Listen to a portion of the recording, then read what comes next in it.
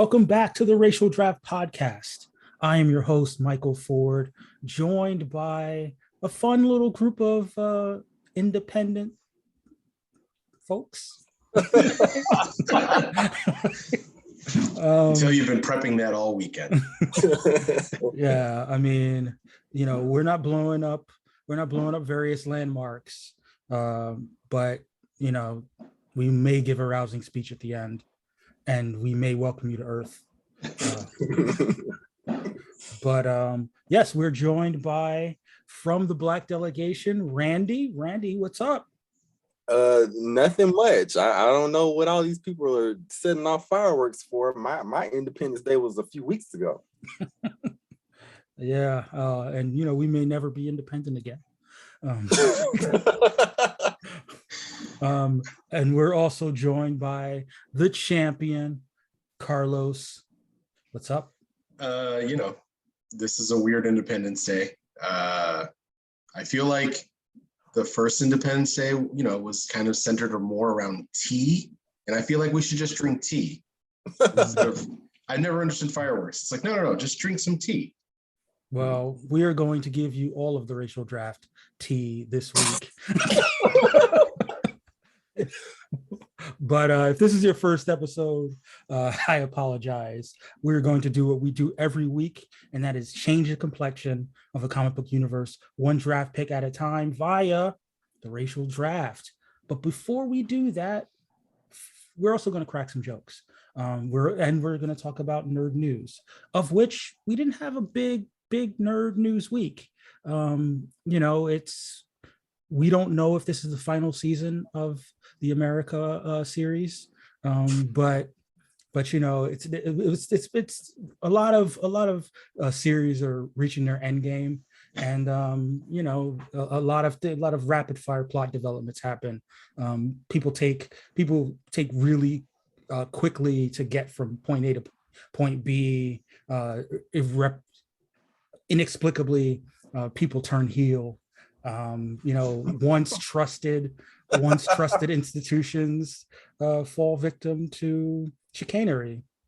I for one am not loving all these twists and turns. Yeah, who brought in new showrunners? But we are also reaching the end of our season. Hopefully, we've got more seasons of the racial draft to come as we reach our season 4 end game. And it was a fun week. It was a fun week. We will definitely get into some of the Benioff and Weiss type picks that might have happened in the past week. But let's talk about some news first. And Agatha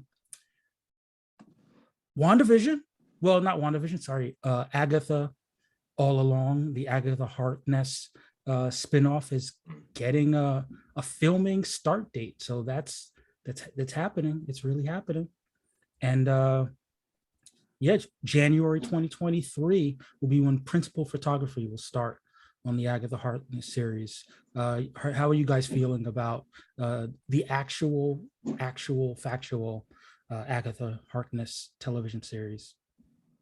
I like, it will never not amuse me, like, on just the most profound level, that we are getting a thing that is focused on Agatha Harkness of all people. And it's like, that's not even like throwing shade to the character at all. But I just feel like we're kind of we're getting fed, and it feels good. Yeah, if someone would have told me like 5 years ago that one, Agatha Harkness was going to be featured in live action, mm-hmm. and two, that she was going to not only be featured in live action but get a television series, I would be like, what happened to Marvel? Did they go out of business? Was there some sort of lawsuit that led to them losing all their characters? Yeah, I would have been like, oh, so Agatha was technically a Spider-Man character? Is that what we're saying? Right. Oh, right. Sony got the rights to Agatha. and it's like, some insane cat, like Antonio Sabato Jr. is Agatha Harkness. You're like, what are they doing over there? Oh man. Yeah, we're looking at an Asian-centered martial arts Agatha series. Starring Steven Seagal, and yeah, there won't be any witchcraft involved. In her old days when she was a spy for like, oh, okay. Yep, exactly. Agents of Harkness. Yeah, I'm really interested to see where this is. What this is the best way to say that. Like, what story are they telling here? And it would be very unlike them to tell a story that doesn't connect to the greater saga and at play. So, like, what is this, and how does it factor in? So I could definitely see them at least having a little bit of the Wanda still trapped in a sitcom thing. But this time, like, she kind of knows she's in a sitcom. You mean Agatha still trapped? Sorry. Yeah, sorry. Agatha's still trapped in a sitcom, but this time she knows she's in a sitcom, and then maybe it cuts back and forth between like her trying to get out of the sitcom and then going and telling stories, from her past. I kind of have a feeling that it's going to be like the end of Multiverse of Madness cleared Agatha of the spell, and so she's just going to wake up. Oh, okay. I just kind of think I was like, and I hope you weren't too tied to the implications of the end of WandaVision, because we're just throwing it all out. That would be very morbidly hilarious. The first needle drop is just like, it was all a dream, and that's it. Oh, I was thinking, wake up. Yeah, little bone thugs in your area. But and then she could therefore just go off on her own merry adventures, unencumbered by the results of WandaVision. I can see that too. Yeah. But either way, there's got to be a musical element, because everyone loves themselves and Agatha all along. Oh, and okay. So the jingle, maybe they'll remix it. I mean, that's got to almost be her theme music, right? Like in the score, some sort of orchestral bum bum bum bum bum bum. Yeah, I hope so. Probably. Yeah, I can totally see something too where it's like, first episode, she's living in a stupor, and Wong, who is like he's the Nick Fury of this phase. Like, Wong just shows up and be like, Agatha, snap out of it. And we find out they know each other because magic is a small community or something. And we need you for X mission of something. Well, going by recent events, it won't be Wong, it'll be America Chavez. It'll be like, there's an Agatha in this universe too. And she doesn't speak Spanish either. What the hell? This might be the story that gets us to a more grown-up Wiccan. Maybe. I hope. This might be. I don't know. Oh, that'd be a kind of cool move. I mean, I was hoping that would be like what Multiverse of Madness did, but better late than never. Yeah. I mean, so far every Disney Plus series has featured a young superhero. So, who better than Wiccan and or Speed? Right. Yeah. So Ralph maybe Boner coming back. Boner's back. Boner's back, baby. It's Boner time. I sincerely hope we never hear that name again. Ever. I don't care. It's Peter Evans, Evan Peters, whatever his name is. I don't want to see him again, honestly, unless they're like, actually, psych, he's like now under, it has a new name, witness protection, something like, because that is just gonna frustrate me so much. I mean, we already cracked the case that his name's going to be Simon Williams, guys. I don't know. I thought we talked about this. And see, that's only like marginally better, because I really didn't want him to be Simon. Like, I was okay. So part of me was like of the mindset that yes, okay, fine, I can kind of, get used to it. I can deal, but ideally, if I had my way about it, he is not who I would cast for Simon Williams. Oh no, for sure. I mean, I'm just going by, if they do want to use him again, that would be Absolutely would be a glow up. Yes. Yeah. And of course, he's still he's still not Wong. He still Wu's witness that the the plot point that is still hanging out there. Mm-hmm. Yeah, that's true. And he's an aerospace engineer and Mephisto. One of those things was an actual plot point, and those other things are just things we made up. Oh man. But yeah, so that was news. That was Agatha. Additionally, I mean, we may as well talk about it. The Sony of it all. We talked last week about Madam Web, the Webicide Squad. I don't know what we want to call it. Sony's Angels.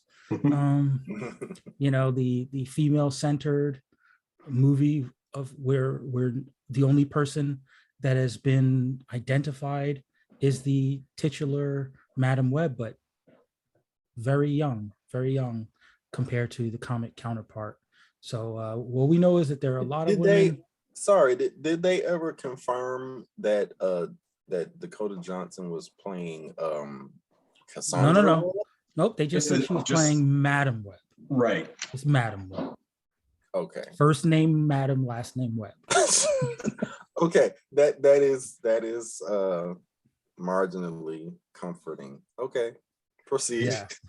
So we have theorized both on the show and off the show that this is going to be Sony's attempt at a second bite at the No Way Home / Spider-Verse Apple.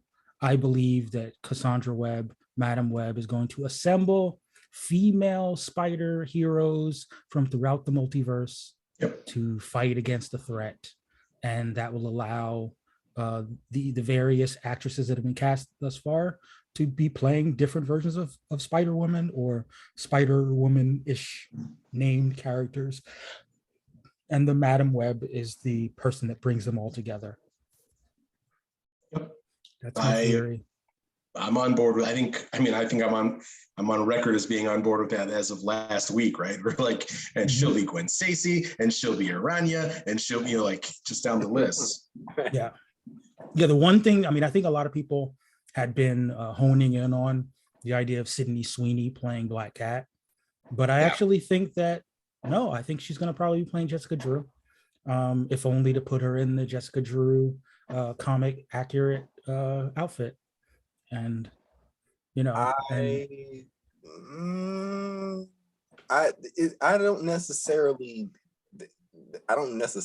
doubt that, but I feel like if they went the multiverse route in the first outing, that feels like a mistake. Hopefully I'm not the only one who feels that way. Hopefully also the people at Sony feel that way as well. But normally the retort that I would give you is, Randy, this is Sony. But news was I want to make sure that we got full confirmation on this, or whether it was still a rumor. But it's looking like Production Weekly and Small Screen are reporting, or did report, that Kevin Feige will be producing this movie.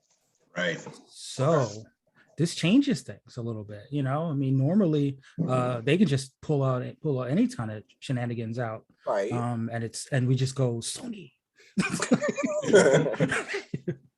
But if Kevin Feige's involved, maybe he's going to try to rein this in and keep it from going completely off the rails. Yeah, but I guess my point there is just like, you know, I feel as if, I mean, whether or not they will remains to be seen, but I think that a route they could go is that, you know, we could possibly have, you know, Julia Carpenter as you know, becoming Madam Web, but you know, having like, I don't know, I guess it's just like you kind of see them assemble, but not necessarily for like a Spider-Verse thing.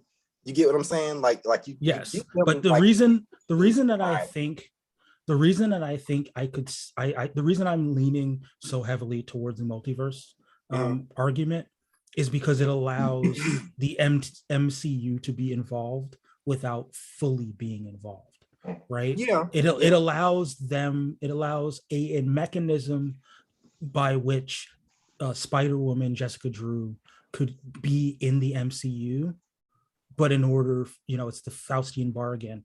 In order to get a Jessica Drew in the MCU, Feige's going to have to play nice with these other characters and use the MCU's character to legitimize characters that probably don't need legitimizing.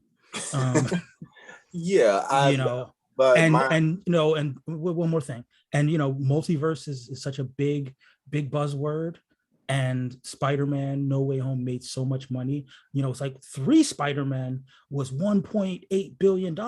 What would 6 Spider-Women get? You know, even taking account the fact that they only get paid 80 cents on the dollar. 70%. Oh gosh, that's so horrible. You know, but so that's how I'm thinking that the math is mathing there. You know, that if you throw in a bunch of Spider-Women and by making them from different universes, then the continuity, they don't have to worry about what came before and explaining. Right, you could have a Spider-Gwen that's grown up. You know, you can have a female Miles Morales. What would we call her? Miley Morales. Miley Morales. Millie Morales. Millie was what I went with, and you went with Miley. That's right. Look, the people are dumb. we can't yeah. You can't even change one vowel sound. You know? Like Miley Morales, they'd be like, is she related to Miles Morales? You know, you can, you know, so you get a Aranya, where she just speaks Spanish the whole movie, just so we know that. Just so we're sure that she's Latina. She comes from a universe where where all of the fears of the Republican Party have come to fruition. She's gonna be like, go ahead, Randy. No, I was about to say she comes from the universe where America Chavez should have come from. I was gonna say she's gonna be like the like in Ocean's 11. There's the Chinese guy from the Chinese circus who just only speaks Mandarin, and then except for like one line, he's like, "Where the fuck you guys been?" Like that's gonna be her. She's gonna only speak Spanish, and then one time just be like, you know, shut the fuck up. Yep, pretty much. So be prepared for that gag. It's interesting that they haven't cast, you know. Because if we would have seen any Korean women, we were like, oh, okay, this is definitely what they're doing. Yeah. Okay, got it. But that's the final casting. But Silk is also the one that was supposedly being developed at Amazon. So it is, but that's a big old supposedly. Right. Yeah, but they could still. But that's the beauty of this. It could still be the same Silk. It could. You know, who has not yet been cast. Sure. You know, and look. This is going to sound horrible, but I'm going to say it anyway. Silk is a character that people know about, but they don't know a lot about. And they're going to be able. That's what I say. To be fair, the comics haven't really given us a whole lot to know. Right, but what I'm saying is that people like the mainstream, they know that there is an Asian spider character named Silk. And that's probably about as much as they know. Yeah. Like so much so that I was convinced that a few years back they were going to cast Aquafina to play her, and everyone was just going to be like, "Yep, that works." But you know, that ship has sailed somewhat. Although it is Sony, so you never know. That Silk will actually only speak in Black vernacular. I was just about to say, like, she will be speaking no Korean at all. Like, Yeah. Millie Morales looks at them and like, wait, but what? But then why am I here? What's happening? Yeah, it'll definitely be another Tropic Thunder situation. It's like, what do you mean, you people? But she won't take the mask off, so we'll just have to like assume the whole time that she's Black, but everyone will be like, is she? I thought she was Cindy Moon. No, okay. What's going to be really funny is when the villain in this movie is like, they're up against the clock because if they don't get this movie out, then Sony loses the rights to Spider-Man. This is the only reason this is happening, right? Like, we have to have a project in production at all times. Morbius 2 apparently not happening. So no, but if I may be craven, right now, I would say that that Sony is looking at the popularity of you know, Korean dramas and Squid Game and things of that nature, and they're gonna make Cindy Moon not Korean American but Korean, and they're gonna try to cast old girl from Squid Game as Cindy Moon. That intrigues me. That intrigues me. If does she doesn't speak English, correct? Like, she's Again, this is Sony. I'm saying that intrigues me if she doesn't speak English, because it's like, whoa, that's a flex. What are we doing? Right, yeah. Yeah, you are daring people to come to ironically, to come to a comic book movie and read. That's going to be rough.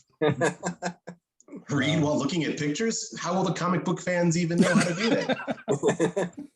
Yeah. So anyway, I mean, you know, we like to make predictions here on the show, and that's my prediction that despite the canon, they will cast a Korean to play Cindy Moon, much to the consternation of our friend Ron, and you know, unsurprisingly, certain people that we know will completely defend it and see no problems with it. And that's a little inside jokey joke, y'all. You know, it's fine. It's fine.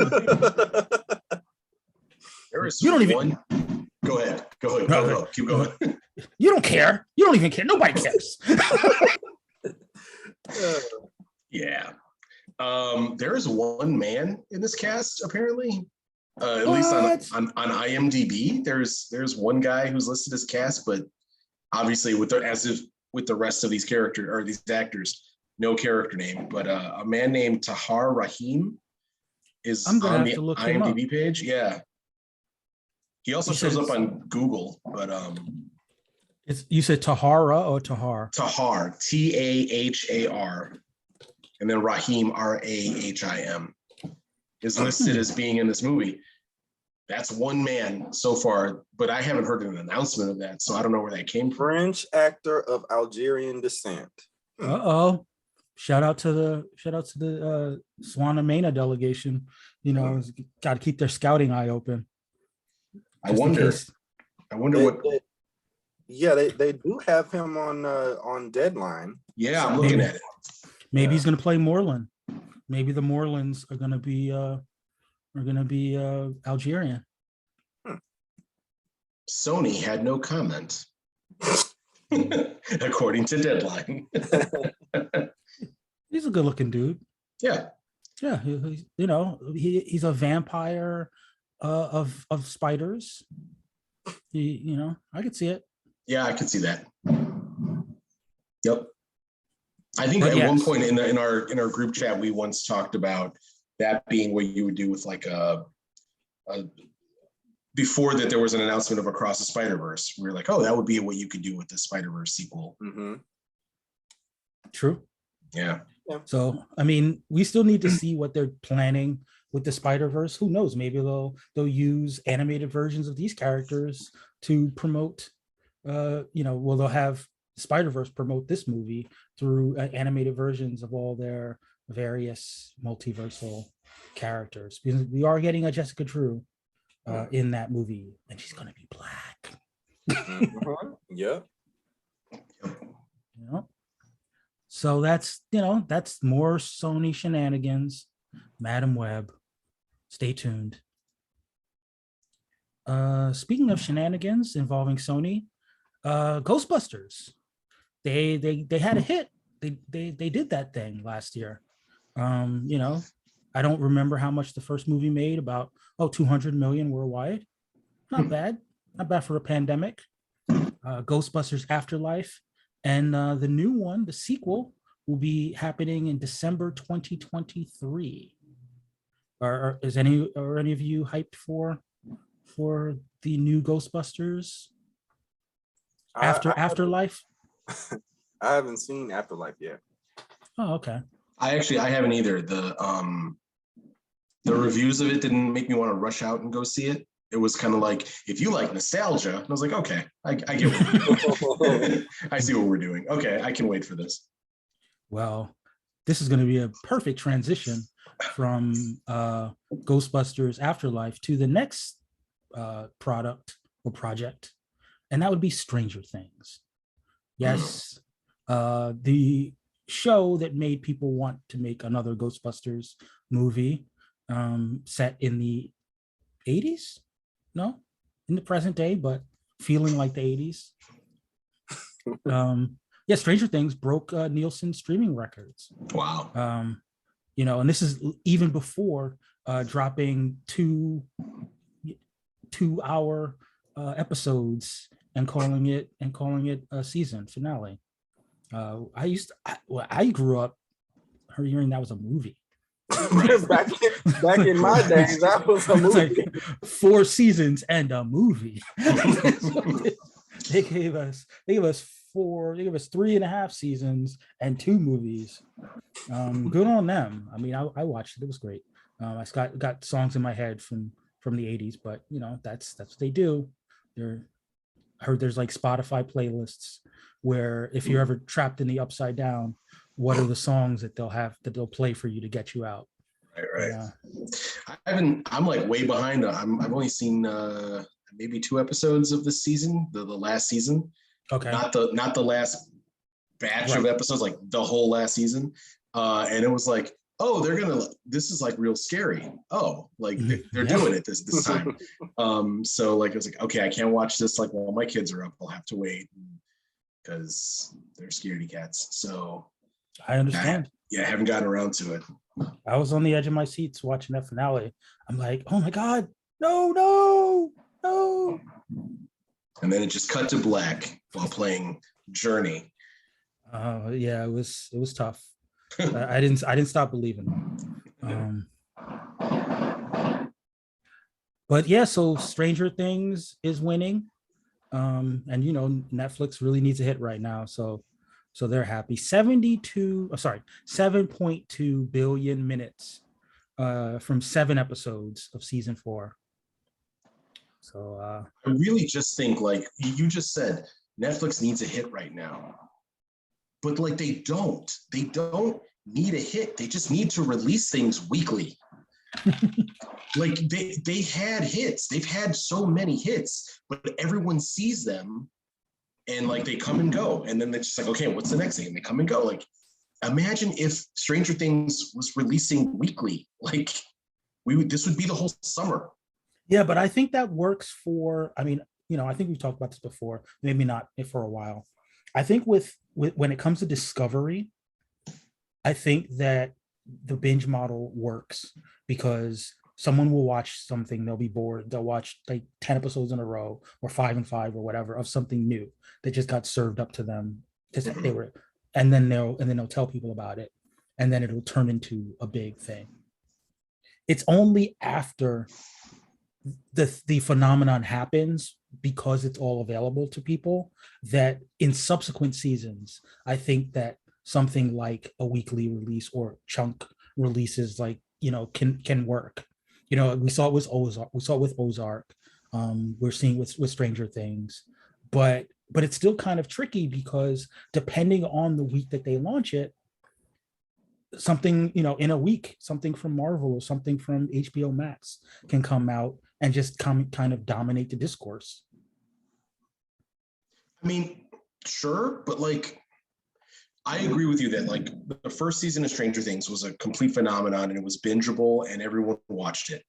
The second season of Stranger Things, once it was a known commodity and people were waiting for the release, should have been weekly, even if it was 2 episodes a week or something. Mm-hmm. Like it just should have been. It's math. It just sustains the subscriptions longer because people are going to wait till the end of a season. And so with this, this breaking it up into half seasons is like it's a half measure.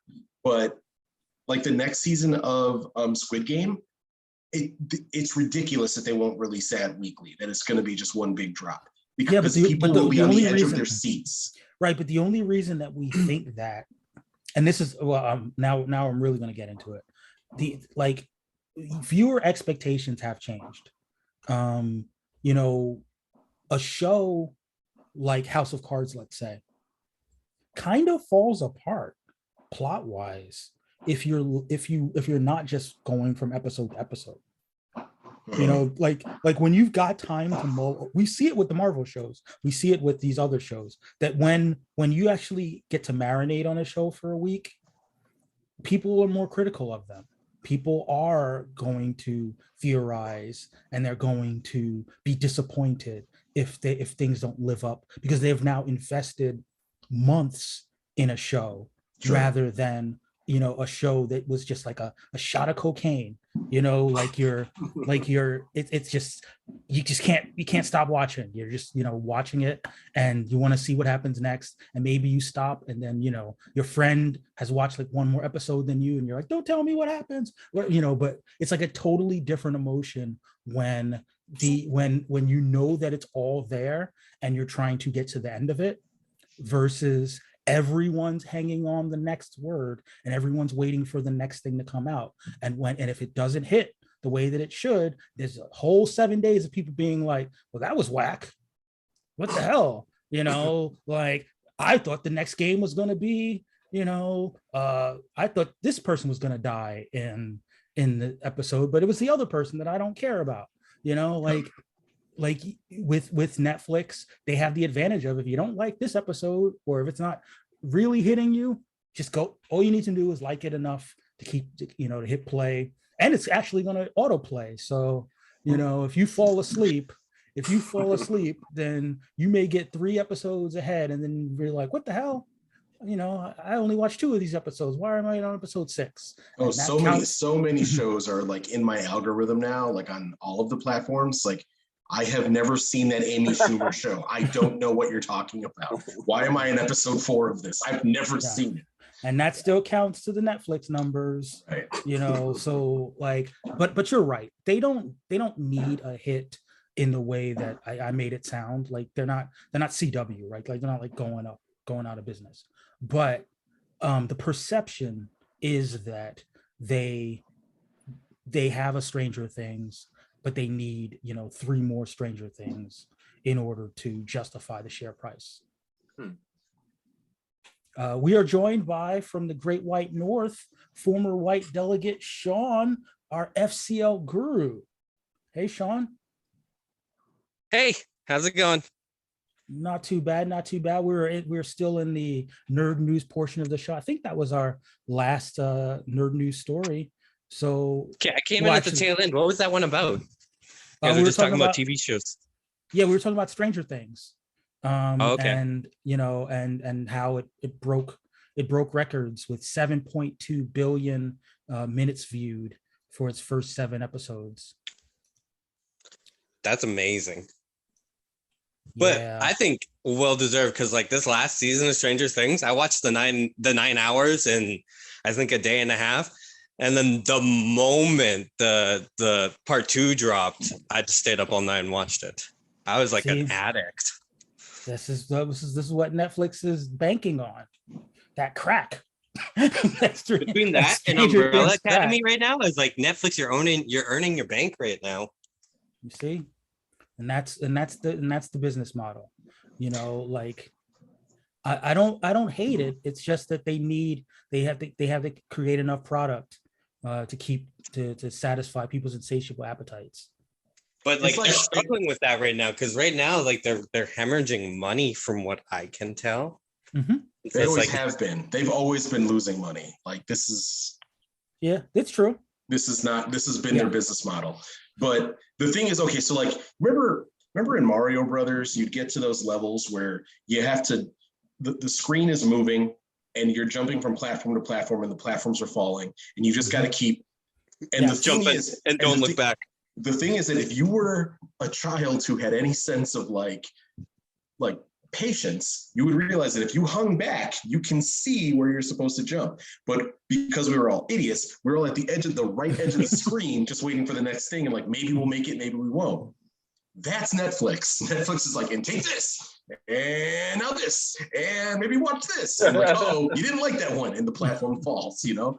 Like, whereas like Disney will say, Disney Plus will be like, we've got this Marvel show, it's going for 6 weeks because that's a month and a half. So we've got you for 2 months of subscription. And by the way, right as that one's ending, here's this Star Wars show that's going to go for a month and a half. And as that one's ending, here comes another, Marvel show for a month and a half.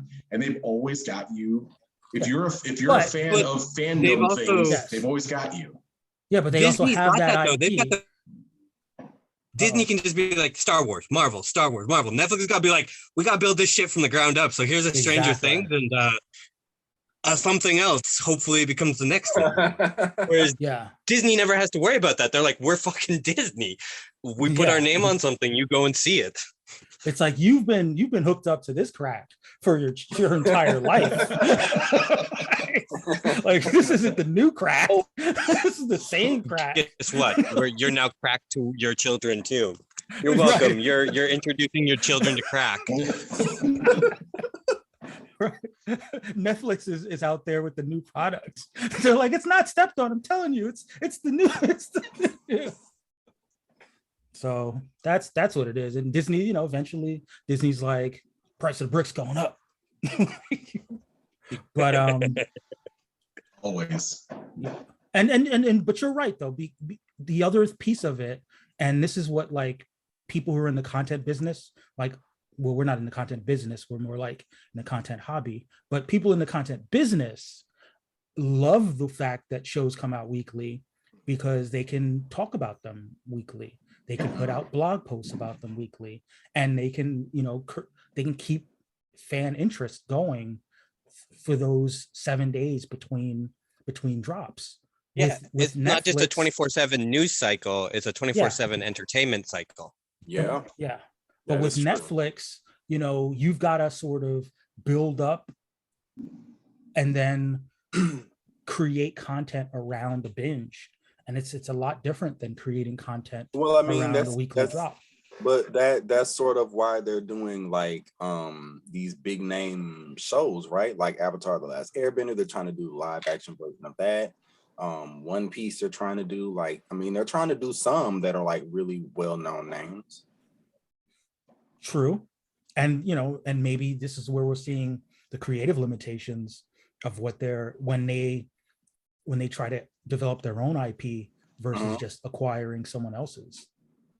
I mean, that's just my limited contribution to this this segment is just like, of all the things that you possibly could have tried to develop into live action, you choose some of the like most outlandish, physically dynamic sort of material that's like, we don't have money for that CGI.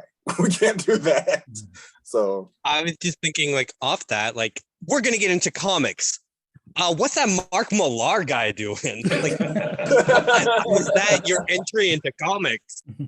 I mean, like, even if you want to like focus on him, he had a comic that he just recently, well, not recently, but a couple years ago, he released Prodigy, which is Yeah. like, so it's a really interesting comic, and it's like, you know, the CGI, yes, but it's not super like to the extreme of freaking One Piece. Like that's a lot. That's a huge hill to scale. And now I do think that they were developing Prodigy at one point. Right, past tense, and it's Now Millar was Jupiter Ascending. Yeah. So grand opening, grand closing there. Is that what that was called, Jupiter Ascending, or was that a different thing?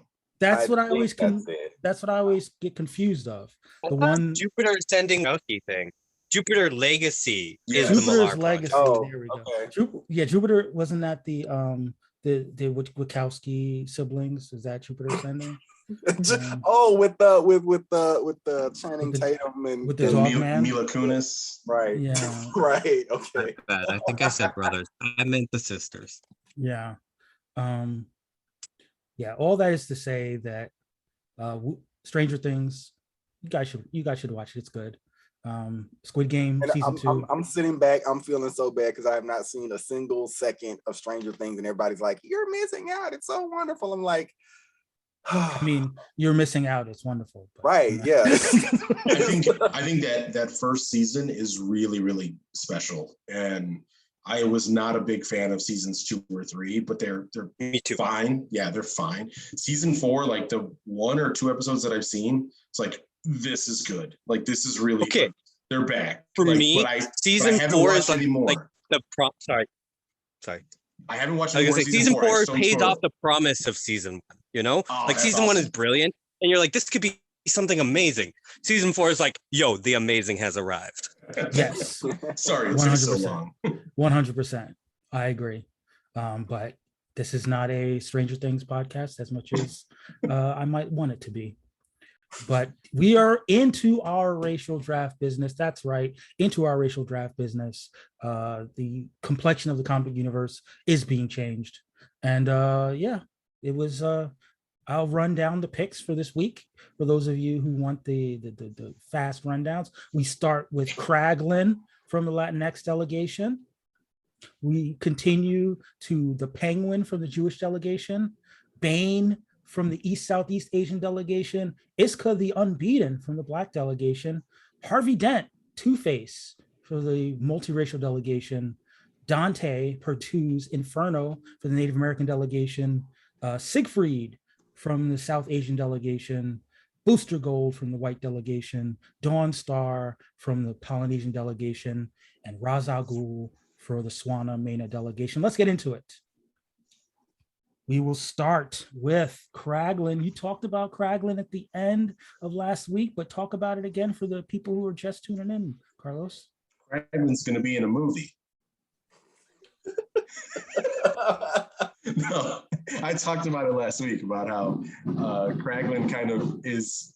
My car had just been fixed by 2 randos at AutoZone, 2 Mexican guys in a Mexican neighborhood in Chicago, and I was like, and then I saw a trailer for Thor, and I was like, Kraglin is basically this. He's basically like the greaser of the universe who will fix your, switch out the alternator of your Milano whenever you need it.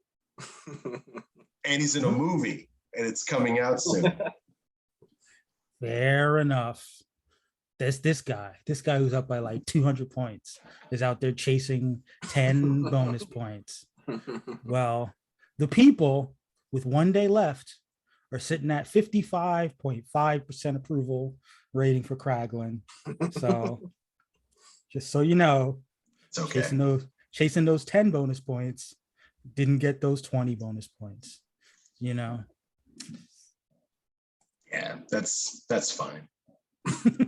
I didn't get 20 bonus points for Ava Quintero, so yeah. And she's not going to give me 10 bonus points for a movie. So well, that was a travesty. Travesty. Also falling terribly short is we talked about this last week. 43% approval rating for Everett Thomas, aka Sink, by the Polynesian delegation. Yeah, the streets were not feeling Polynesian Sink. Nope, not feeling Polynesian Sink, and I understand. You know what the streets were feeling though? White Baron Zemo. That sounds about right. I would hope so. Shout out to the white delegation for playing to the fans, playing to the crowd, giving the people what they want, which is a white Nazi adjacent Playing to the mob, as it were. Is that what the people want? Playing to the Klan, playing to the. So 20 points for the 100% approval rating for Helmet Baron Zemo and the whites. I mean, it's only right, guys. It's only right. It feels like he's where he needs to be. Yeah, there really isn't. Like, no one else should be making a claim there. I was actually thinking about this while you guys were talking, because there in punk rock history, there was a black woman that was basically like adopted by the Klan, and she was taught to hate everything about herself, and she found escape through punk music. And she's a really interesting figure. It's like you could do something like that with Helmet Zemo, you know? I mean, we could, but we're not going to. Yeah, that's like the only direction you could really go with it, I think. I'll say this. I believe that the Latinx delegation could draft an Argentinian ex-Nazi. I think that might be a thing. So I think it's possible. I could fit him in. Yeah. But I don't know. I mean, we've seen Zemo dance. That's not. No. That's not where. That's not what's up. There's no feeling there at all. Yeah. But like I said before, the Jewish delegation, they got in, taking a little bit of a hint from Harley Quinn, I suppose, with Oswald Cobblepot, which is definitely sounds like a waspy name if we're being honest. But I mean, it's not uncommon for a Jewish family to take on a white sounding name in order to fit into high society. So yeah, the Penguin, Jewish Penguin. He was Jewish in the Harley Quinn cartoon. Obviously there's some unfortunate stereotypes about noses that I'm gonna leave alone. But the Penguin, sure, Jewish Penguin.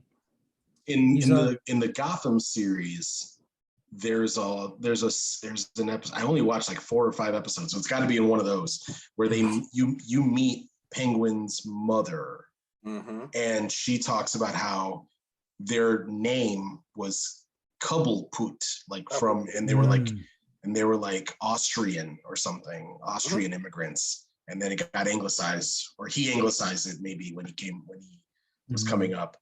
So that's why I had said in the chat that I thought that he might have been a Jewish immigrant, because I remember the actor. I don't think the actor is though, Robin Lord Taylor, right? But maybe the character. Mm-hmm. Yeah, I know there's been different interpretations of the Penguin in comics, and a lot of them have tied into the Cobblepots being kind of like old Gotham money. But that doesn't necessarily stop them from being a Jewish family that is just part of high society. And maybe it's a sore spot. Maybe it's a sore spot for the Penguin that he feels not quite like he's like his family was in the inner circle, and that's why it was so easy for him to take on a life of crime. Shaun, from an FCL perspective, where's Penguin sitting as far as the villain rankings? Okay, so Cobblepot, I think is sitting around 13 right now. He's not in the top 10, but he has crazy appearances. I think he has the most appearances out of any villain right now at like 21 out of 25 weeks. So 21 appearances in 25 weeks. But he doesn't do anything. That's Cobblepot's problem. Of like the Iceberg Lounge or whatever? Yes, he shows up a lot. I get him business as often as I can because he very rarely shoots anybody with that umbrella of his. And he got a bunch of magic points recently because he got pulled into Monkey Prince and he turned into a super beast. That was kind of cool. Well, that's cool. I think that's the most he's ever gotten in a week, and that was like 7 points. All right. Well, obviously we know he had that appearance in the Batman film, and he's got a show coming for. And he's one of the main villains in Zdarsky's upcoming run on Batman. Okay. So he's who knows if in the remaining 5 weeks that of this season, whether that'll pay off. But still a good solid pick, especially this late into the draft. The fact that Penguin was still out on the board is just goes to show there's still some characters that can be scooped up at this time. I would say too that on the Gotham series, his mother was played by Carol Kane, who is Jewish, like quite Jewish, okay. and her whole family is Jewish. And well, I mean, if Oswald's mother's Jewish, then he's Jewish. Right. So that's settled. Right. So yeah. So I do think that that was the intention, was that he was like an Austrian immigrant but of Jewish descent in the world of Gotham. Yeah. Okay. So that's another depiction of Penguin as Jewish. Okay. So so that's the Penguin. Moving on. Sorry, guys. Yes, the East Southeast. It's staying in the realm of Batman. The East Southeast Asian delegation. They made that pick that a lot of people were fan casting. That's somewhat controversial, but a lot of people are still into it. And that would be Bane, Filipino Bane, Dave Bautista Bane. Yeah. I mean, I know, like I said, I know it's somewhat controversial, but I'm feeling it. I still want the thing to happen. Like I can't shake it. Like if we get a Latino Bane, that's great. But if they're like, nah, actually we prefer Dave Bautista, I'm not mad at it. I mean, Filipinos are the Latinos of Asia. Let's be real. Yeah, it really is. It really is. We've said this before. They have Spanish last names. Many of them. We have a lot of the same words in our foods and whatnot. Yeah. So, yeah, I agree. So, 100% approval rating right now, but there's still a little over 2 days left. Let me go that. Yeah. So, Bane, and shout out to our gal Charlene, giving the hells yeah on behalf of Filipino people specifically. My apologies. So he's, not only is he very strong and incredibly smart, but like he can break dance. He's been to nursing school. Like this is all good stuff. This is all great. My wife had her graduation party last week, and her coworkers came, and it was like my family was like, "Wait, are all these people her coworkers?" Like, yes, it's 3 tables of Filipino women. Like, yes, these are her coworkers from the hospital, and it literally was. It was so many, and there's like it was a potluck. So many Filipino people, Filipino dishes there. It was awesome. Nice. Yeah. Falling short of the 90% threshold this week is the South Asian delegation. They wanted to stay in the realm of maybe some She-Hulk points, I guess, with the South Asian Titania. But 86% of the people approved, not 90. So that's the letdown. That is the letdown. Also let down, and we talked about this last week, 67% approval rating for Native American Plastic Man. Again, Plastic Man does not believe in accountability. Therefore, he should probably be a white guy. Just saying. He's got a lot of shady behavior, a lot of things that would not fly nowadays in Plastic Man's past. That is true. It is very much giving Jim Carrey. Yeah. So can't be mad at the people here. Speaking of kudos, we got to give kudos to Randy. I'll be honest, there's a lot of times where you'll make a pick and I'll be like, you went outside the box there. I don't know how I feel about this. But this week is the Unbeaten. One of the newer characters introduced is the X-Men mythos. one of Apocalypse's family members and in-laws and children and such. She's black, y'all. Yeah. They all black. We got to be honest here. I had to break my no black rule, because I mean, like, I really appreciated X-Men Red, and I'm just, I had to do it. Now, Sean, are you up on the X-Men? Red first. I want to speak to X-Men Red first. Man, Roberto DaCosta being the first person in like almost all of history to beat Iska. Yeah. I was like, I love you so much. Like, sorry. X-Men Red is the best book that Marvel might be putting out right now. So good. I'm behind on the book. Sorry. Don't get canceled. Al Ewing, this is his third go at trying to tell an X-Men in space story. Let him tell his story. Everybody buy it. No, I bought it. I'm subscribed. I'm subscribed to it. I'm just behind as far as reading it. It's a beautiful thing. When you get the chance. Well, to be fair, this is like when you spoiled me on Mina Dawan taking the evil turn right when I was like about to read that comic. Like it was like the week of, I was almost onto the issue where she got there. Like, yeah. Ooh, but the difference is that book came out like 2 years ago. What can I say? But it's fair. So Iska's the one speeding, apparently, but still 100% approval rating as of now, with 19 votes. People really came out for Iska, and you family chained her. So you got her sister, Genesis. Mm-hmm. You also got her niece and nephew. Unfortunate in the phrasing, I have to admit. Black Death, Black War, Black Pestilence, and Black, what was the third? Who's the fourth? Famine. Black Famine. Yeah, all of these things are problematic to say the least. But the people approve of all of them. Just very unfortunate. 100% approval rating for Black Death. Once again, appealing to the mobs, the clans. They're like, oh yeah, of course I approve. Oh wait, racial draft. What's that? So you might have some points coming to you, but some tears, some tears coming as well. But yeah, shout out to Randy making that was cool. Yep. I like. Speaking of Black adjacency, Iris West, drafted by the multiracial delegation.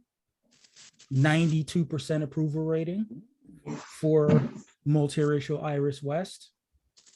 So that's going to get you some points.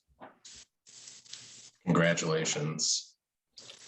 And they family chained her daughter, Nora West Allen, also multiracial, on the Flash TV series, 100% approval rating.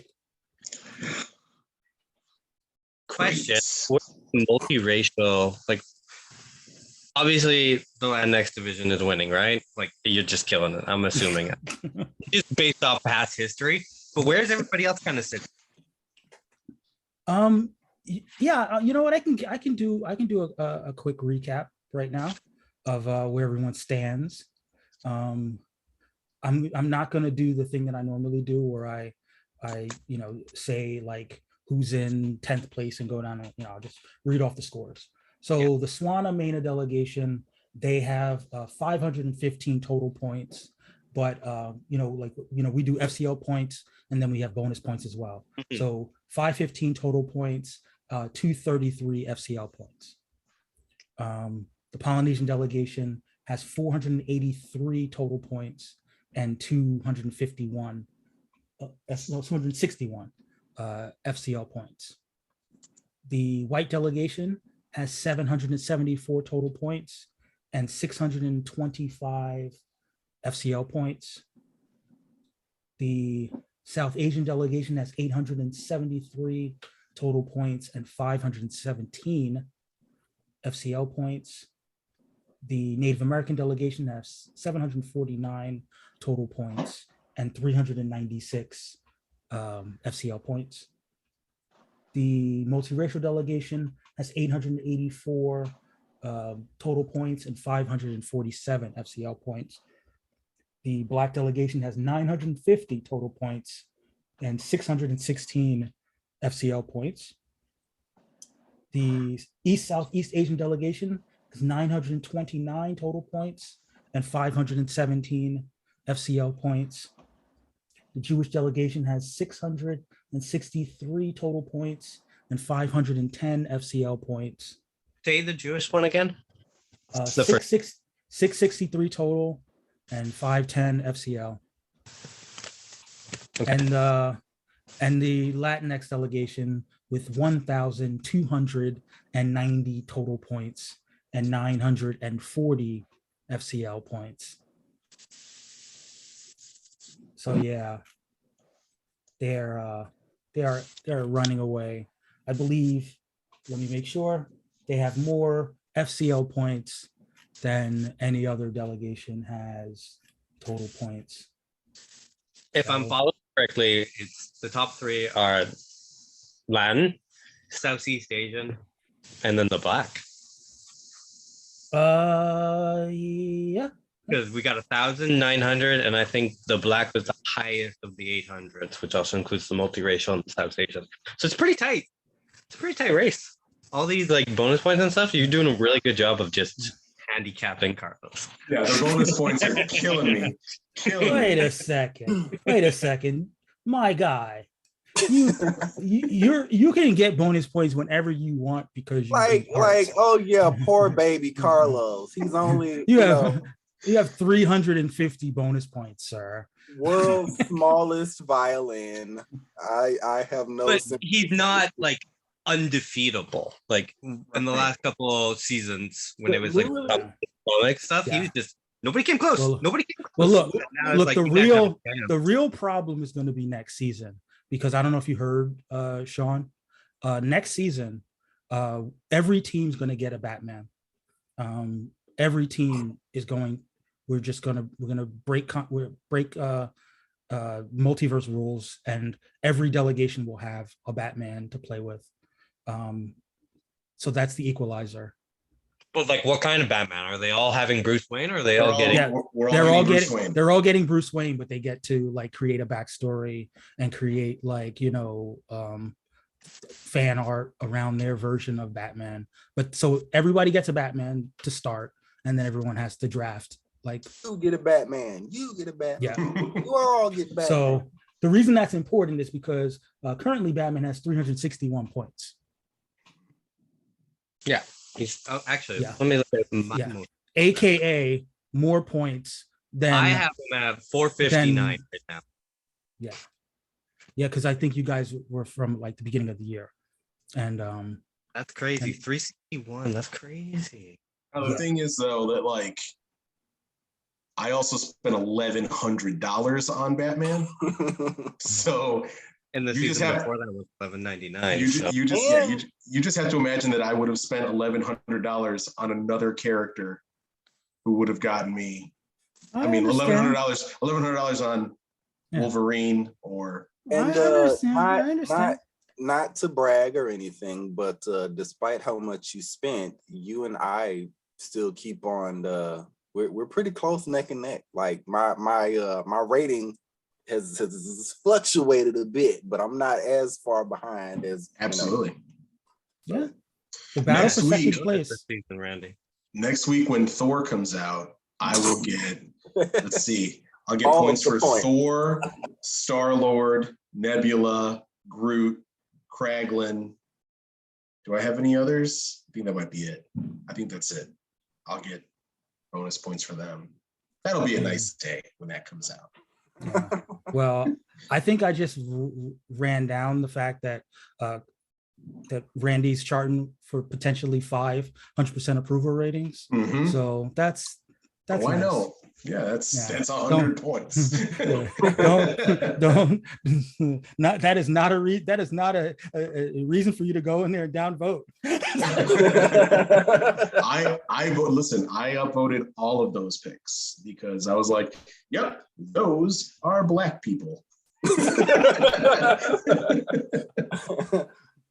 And as we mentioned, the people do approve of all of those tragedies befalling Black people. Right. It was weird voting for Black famine and Black war. Like, where's Black excellence? You know? Nope. Not in Araco, apparently. Yeah, and Krakoa's for the culture, and Araco, they keep it real. I get it. But speaking of Black adjacency, Harvey Dent, or as I like to call him, Two Race. Nice. For the multiracial delegation. We've talked about this before. I think it's just too perfect. It really is. Like, this is someone who has struggled for his whole life being in two different worlds and trying to be, live up to respectability politics. And then all of a sudden, he gets the acid thrown into his face and he just decides, I'm Black now. I mean,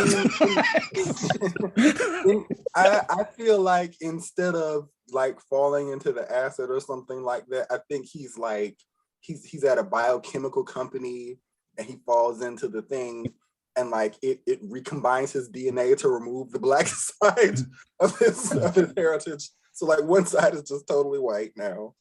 No, you see, you're mixing up with the Joker. He doesn't fall into a vat of chemicals. He gets acid. He gets acid thrown into his face by a client in court, an open court. I mean, a client. During cross-examination. So the dark side of him is the burnt up side. Oh, okay.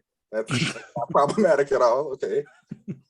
Actually, I really like the way the animated series did it. Like, it wasn't a courtroom scene. It was an explosion of chemicals where he gets it's Rupert Thorne, I think. Rupert Thorne's men are going to extort him because they find his psychiatric files, like from his psychiatrist, and and like he ends up like shot down or something, like on a catwalk over some flammables, and it explodes and blows off half. I'm not gonna lie, my mind was thinking about like the Dark Knight, where he just like falls over into the with the oil on his face. Yeah, the Dark Knight. He's held hostage and he burns half his face. Because that was the Joker was responsible for it, but he doesn't fall into chemicals. That is very much the Joker's origin story. Only he is stumbling into power. Which again, imagine this as like a DC Black Label anthology book.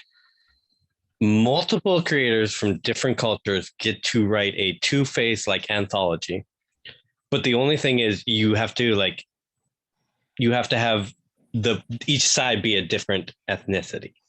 That's but like imagine what you could do with that, because not everybody has to do. Yeah, but you see that I feel like that's a way. You could just tell whatever story you want. That's the premise. Yeah, but the problem is that's just a way to take shots at another race, because it's just like the good part of our race is Indian and the bad part is Pakistani. I think you run the risk of what if Miles Morales was Thor kind of stuff there. Maybe. Yeah, I think it perhaps. Yeah, but again, in the hands of the multiracial delegation, they can be as problematic as they want because they're multiracial. I believe it was the immortal words of a Aubrey Graham, who said that he might be light-skinned, still a dark nigga.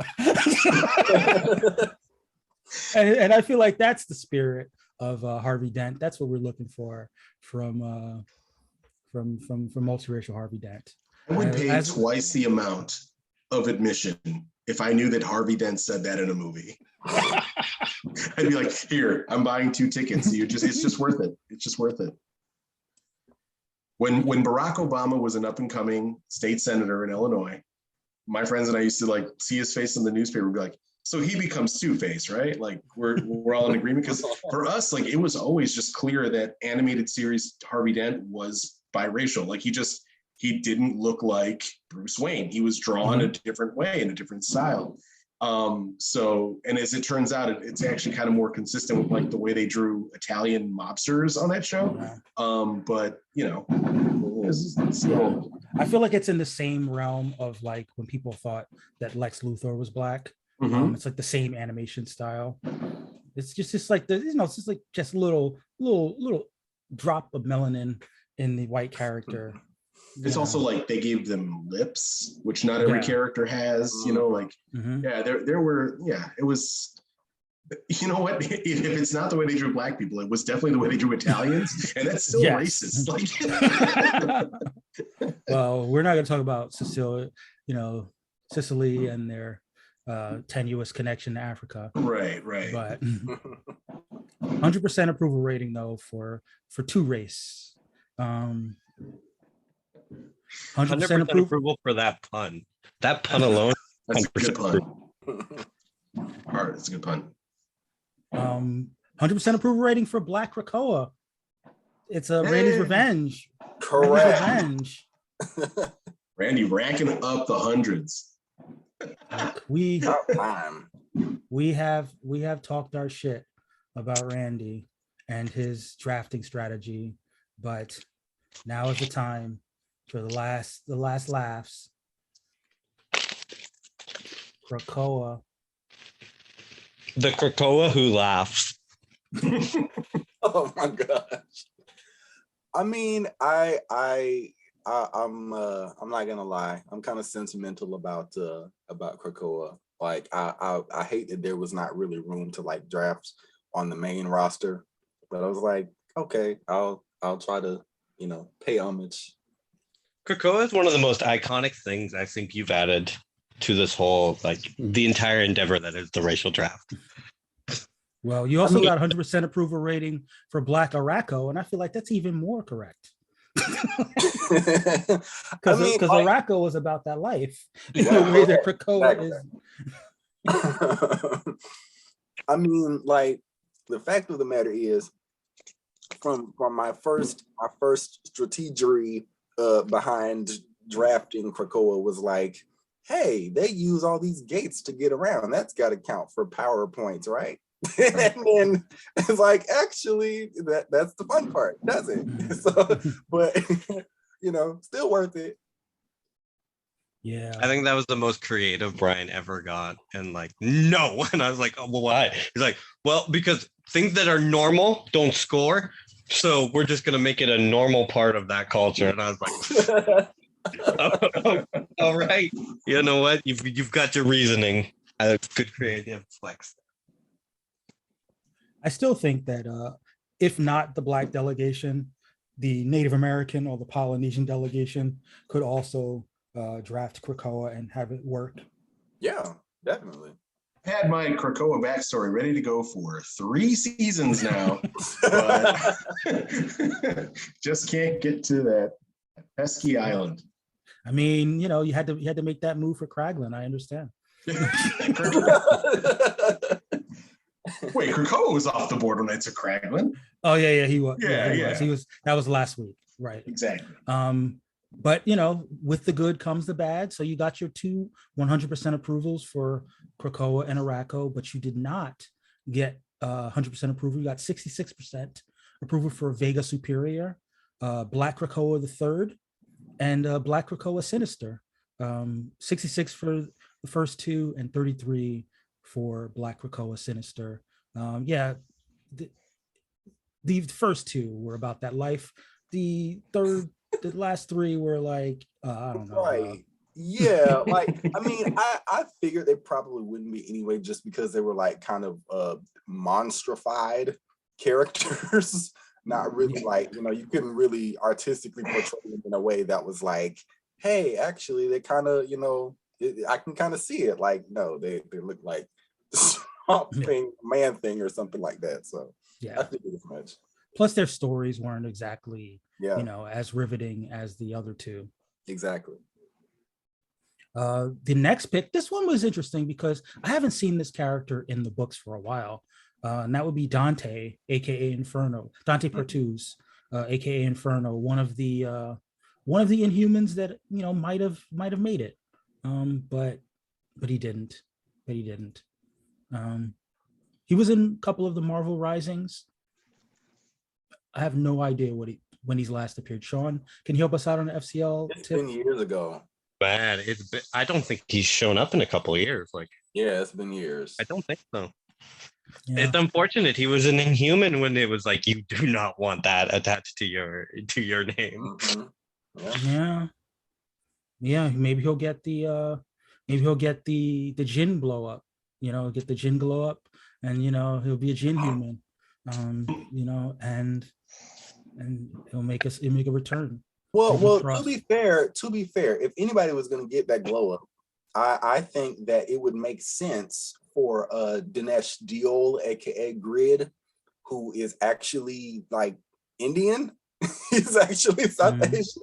So I feel like that, but like I said, Dante was getting exposure. He was on stuff. He was getting pushed arbitrarily because he was not interesting.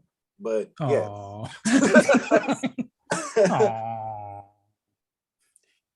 They were trying to give a fire-based Latino hero like some shine. I laud their creativity to that end. How original that a Latino would be hot-blooded and would be fiery. how creative, yes, of course.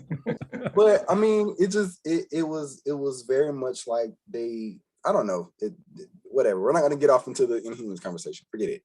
All right, fair enough. Well, currently, the Native American delegation with Dante, 71.4% approval. There are still 4 days left, so if you want to approve, get that approval vote in. Maybe we can redeem him as Native American. Or not. Let's go on. See about that vote now. Dude, Dante Pertuz is from a suburb of Chicago. He's from Des Plaines, Illinois. That's amazing. Do you know a lot about Des Plaines? Because I do not.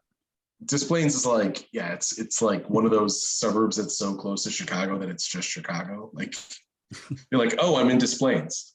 Like, what happened? Oh, okay. I already somewhat disapprove. Never mind. I apologize in advance for this joke that I'm about to make because don't say Des Plaines. Look, pause. Des Plaines. Nope. Don't do it. Don't do Fantasy Island. No. I was gonna say you got some displaying to do. Oh.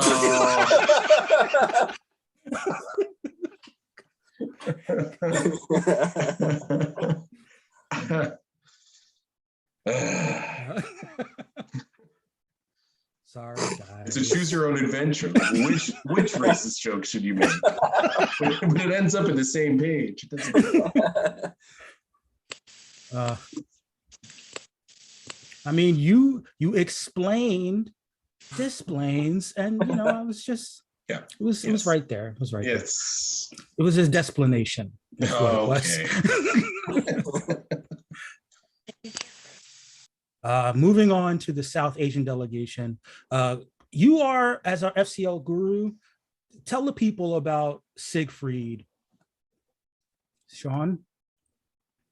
Like Siegfried, like from Wonder Woman? Yeah. I mean, Wonder Woman got over Steve Trevor and started banging North God. Good for her. Now, but here's the thing. They're like best buddies. It's really weird. Like Steve Trevor and Siegfried are like, it's them. Like Wonder Woman's avoiding both of them, so they're just like, let's bond. Eskimo brothers, clearly. But here's the weird thing. Like, he's Norse, but he like definitely doesn't look like a white guy.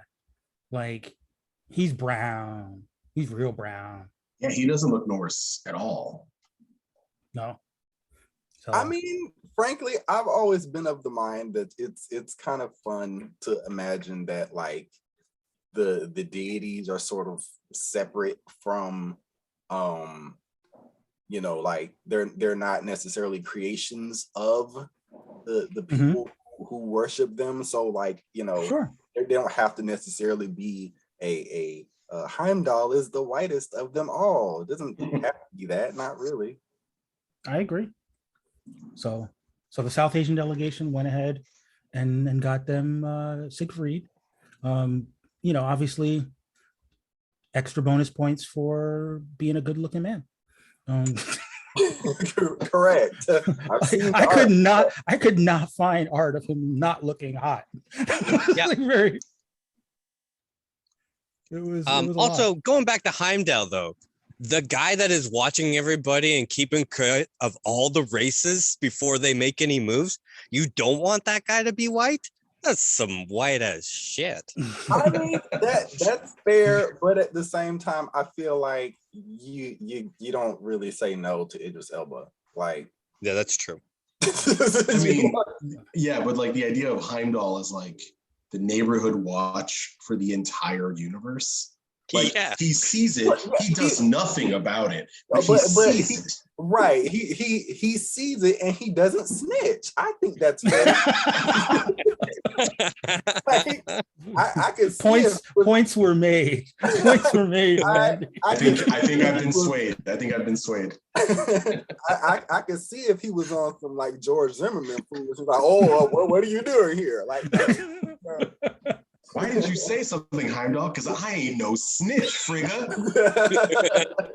Frigga, please.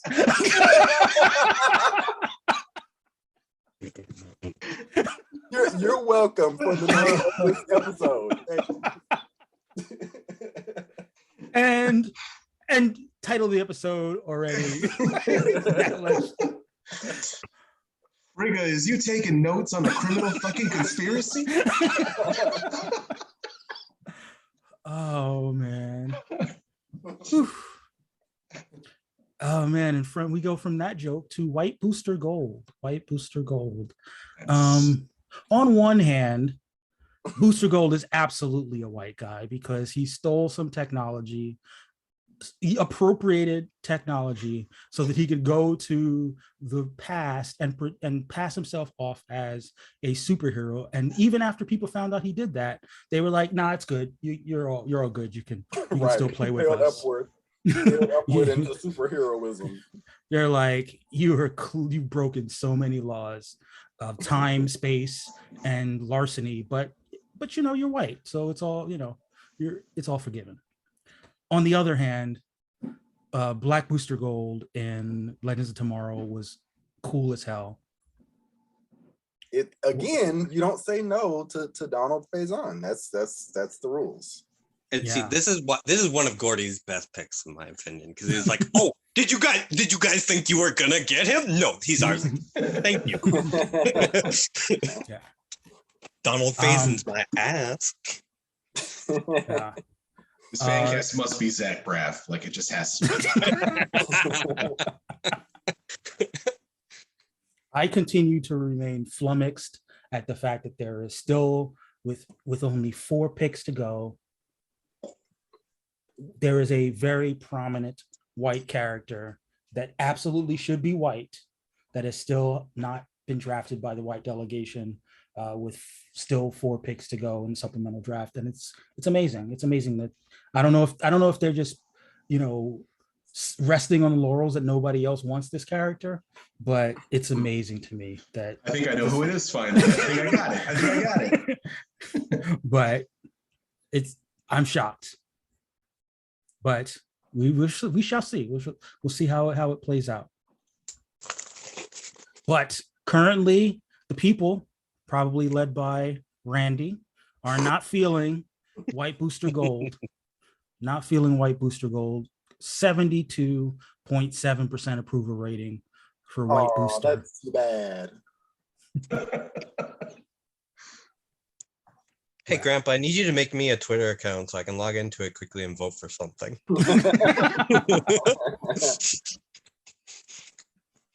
Another character that fell short of the threshold, a little disappointing. Alec Holland, aka Swamp Thing, by the the East Southeast Asian delegation. Southeast Asian Swamp Thing only got 86% approval, but still going to get some art via Charlene in the next day or so. So they'll get their points that way, I suppose. Now, correct me if I'm wrong, but is that not just Levi Kamel? No, Levi Kamel has already been drafted. He's South Asian. I know, He's but South Asian. Yeah. No, but that's not so there's there's the East Southeast Asian delegation. That's like China, Taiwan, Philippines, that part, and then there's South Asian, which is India, Pakistan, Bangladesh, Right. you know, that whatever. So Levi Kamel was drafted earlier by the South Asian delegation, defensive pick, but you know, white Swamp Thing was just sitting out there, and you know, Asian delegation was like, well, we can have one. We'll take one.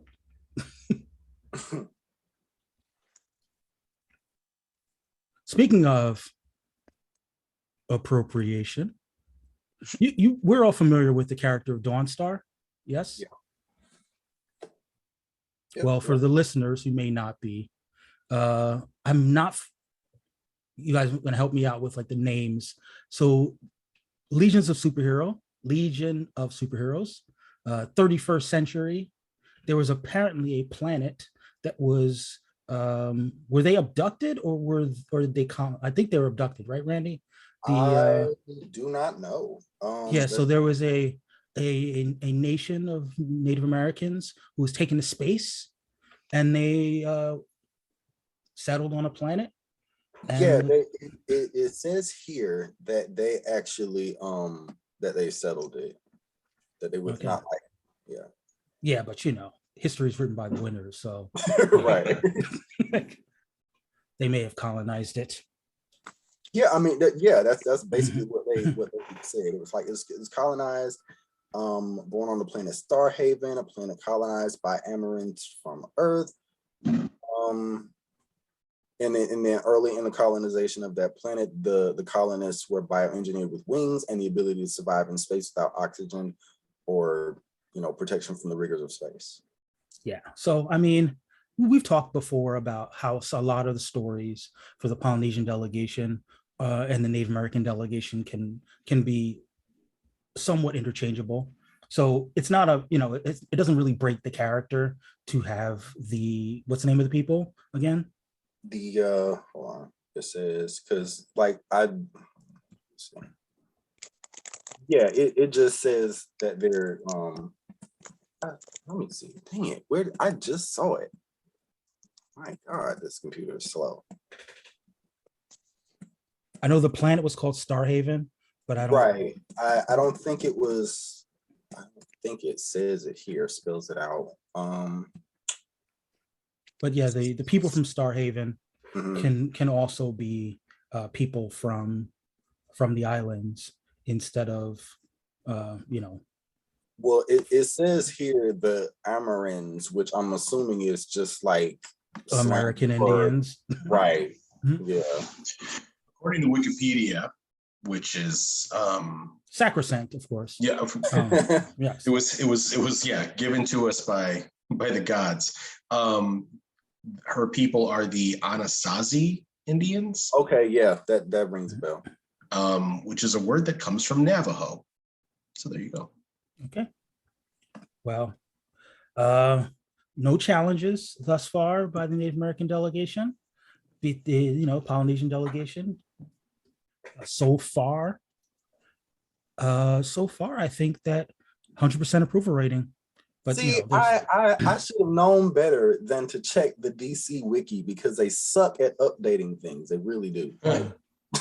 Also, according to Wikipedia, many contemporary Pueblo peoples object to the use of the term Anasazi. So they often will use the term ancestral Pueblo peoples. So there you go. There we go. So we'll hear back hopefully from Toriano, we'll see whether he has opinions about Dawnstar. Yeah, I for one have zero objections to Polynesian people finding their own planet and being like cosmic like everybody else. I'm here for it. Got it.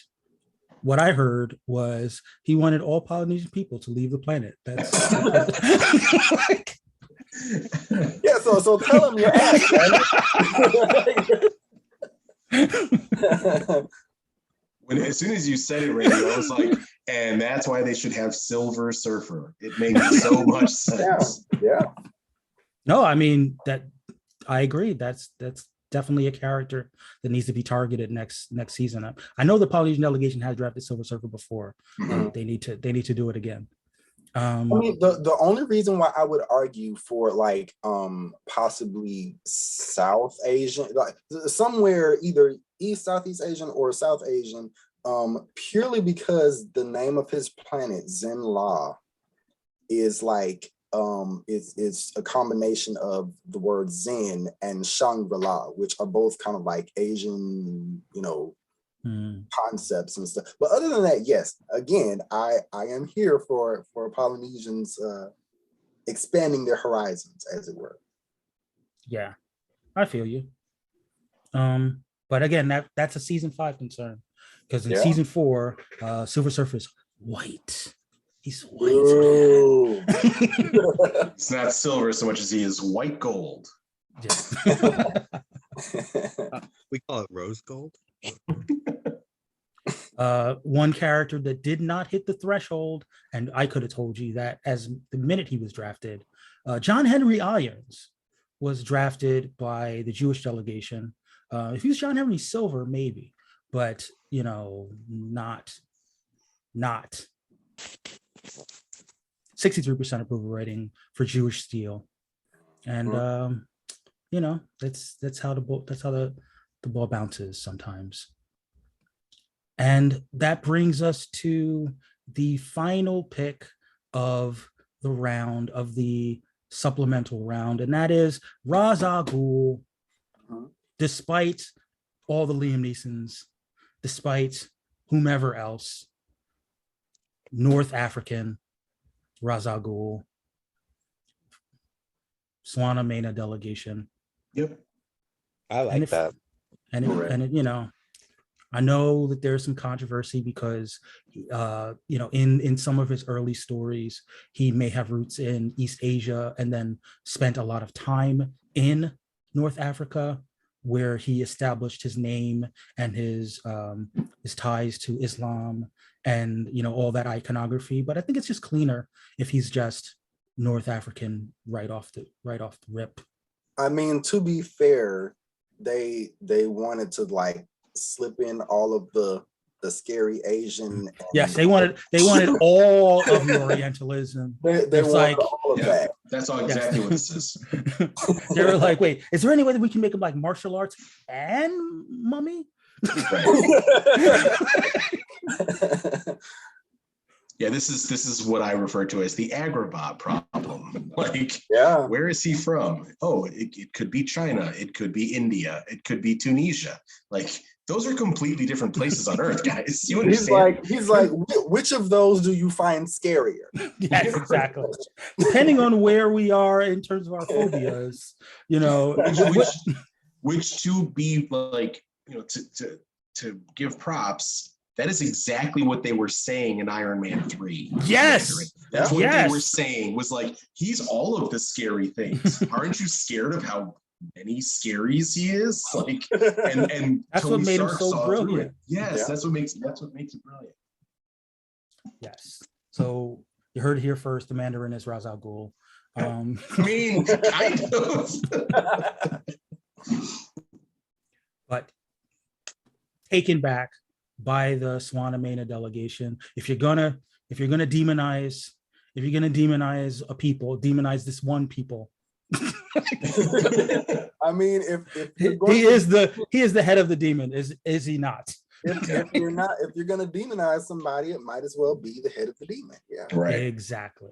So yes, so they got Ra's al Ghul and they family changed Nissa al Ghul. They also got little known grandchild Mara al Ghul. There was apparently a son that died somewhere along the line who was not family changed, probably just because he dead. He dead. You should also family chain the mother. Talia al Ghul was drafted, was already drafted. Talia. Her name is like Russia, something like that. She's been in the Robin series. Mhm. Oh wow! But seeing as how that didn't happen, guess what? Well, it's too late now. Yeah, got it. I guess they're gonna have to use their pick, their first pick around 9. Yeah, the next pick. This is the Al Ghul delegation.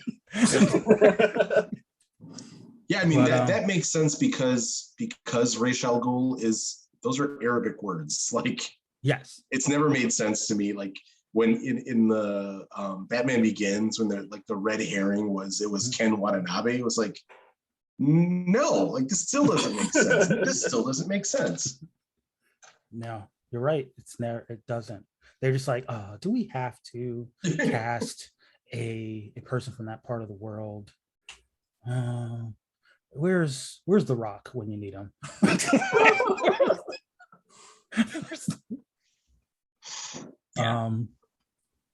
So yeah, I think, let me make sure I didn't miss out on any. Oh, we got some more family chainings right under the wire from the white delegation doing their thing. The white delegation, they were able to bring in Rip Hunter as the father, right, of Booster Gold. Mhm. It's timey-wimey. And Booster Gold apparently has a twin sister named Michelle Carter, aka Gold Star. And if there's anything, is there anything more white than my brother broke all types of laws to get superpowers? So I obviously do the same thing because nepotism. Right.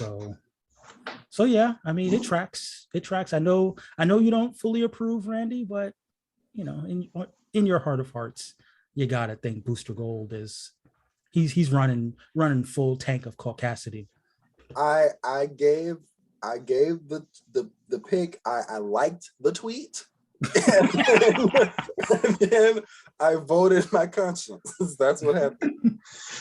And Booster Gold's sister, Ivanka Gold. Yes.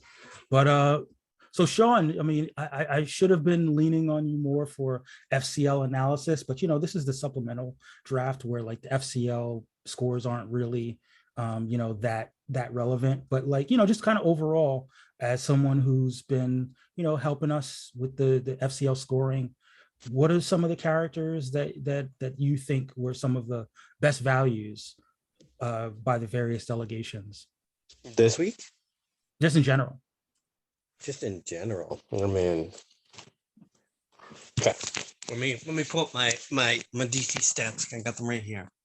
I'm gonna, because like I don't want to say Batman because I still don't think he's worth 1,100 points.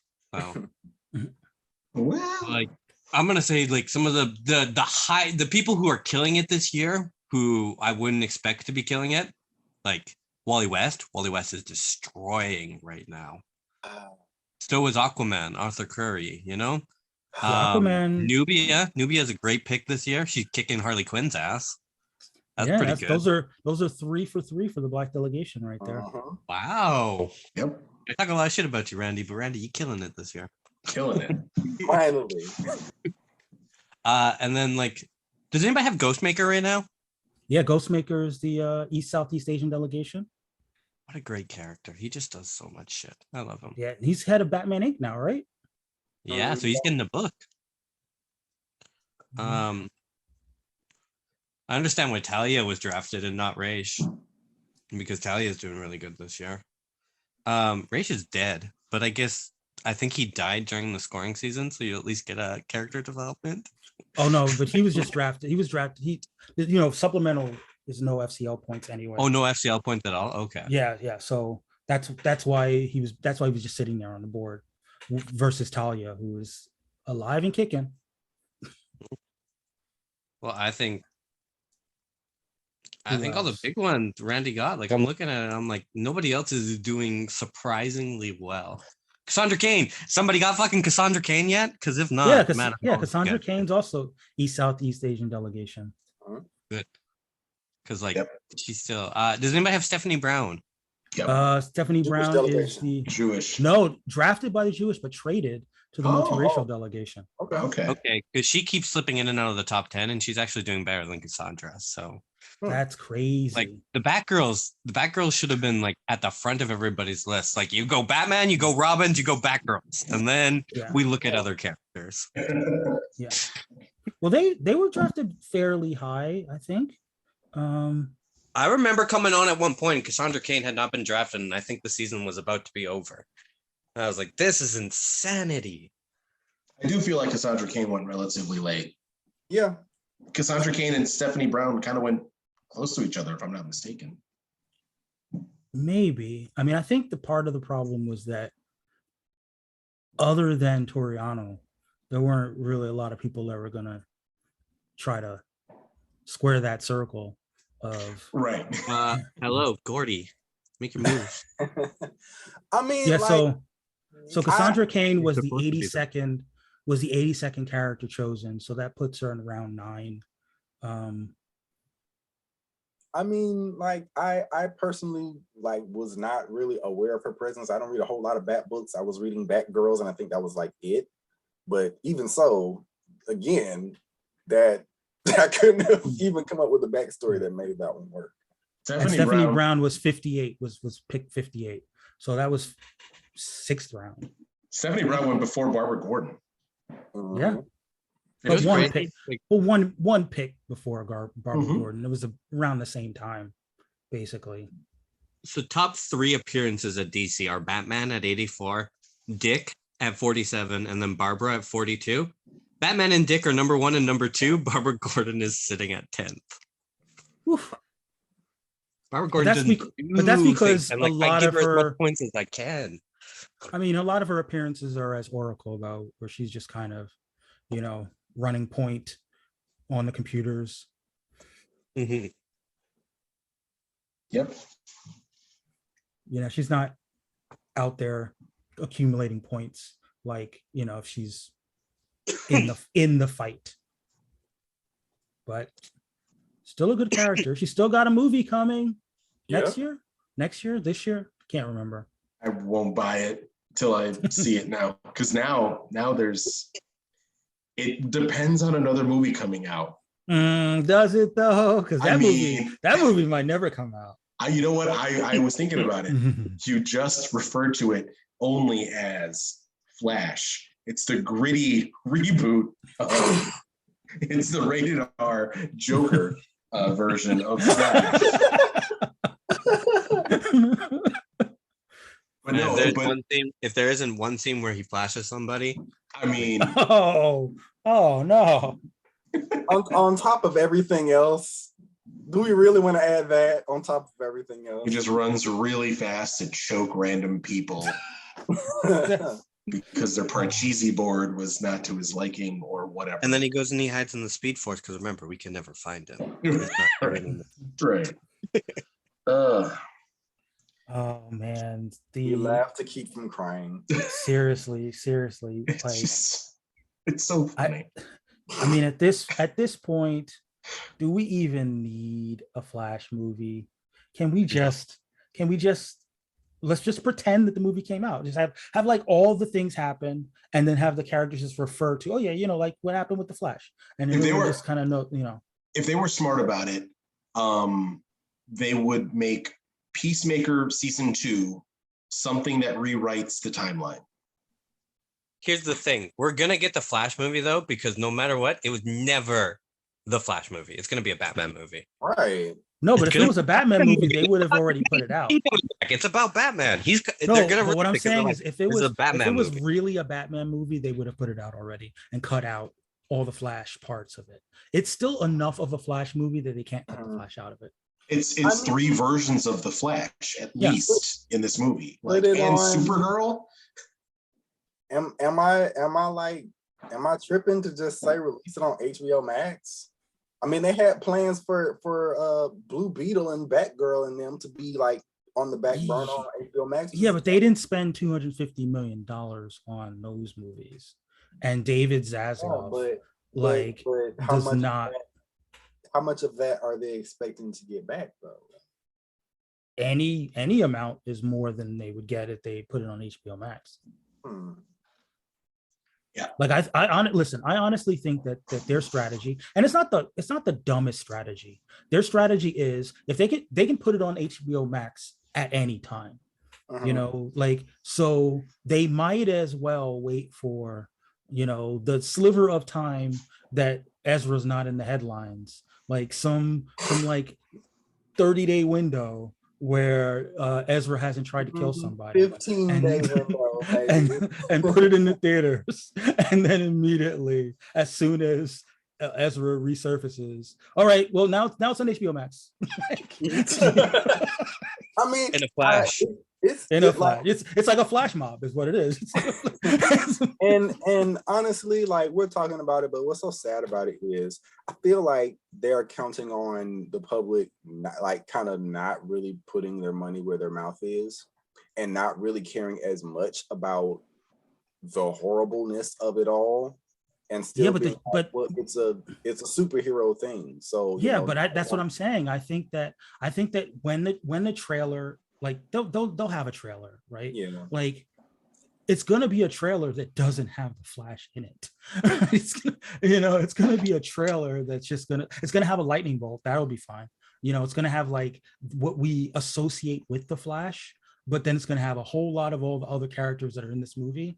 And then, like I said, they're just gonna find themselves a window where, it's been X days since incident, and then they'll like rush it into the theaters, try to get as much money as they can, because weirdly, I mean, we're in the bubble, right? We are nerds that follow this stuff, and we follow entertainment news, and we don't have Google alerts for Ezra Miller, but we may as well, like something happens. Lord knows our group chats have certainly seemed that way at times. Yeah, exactly.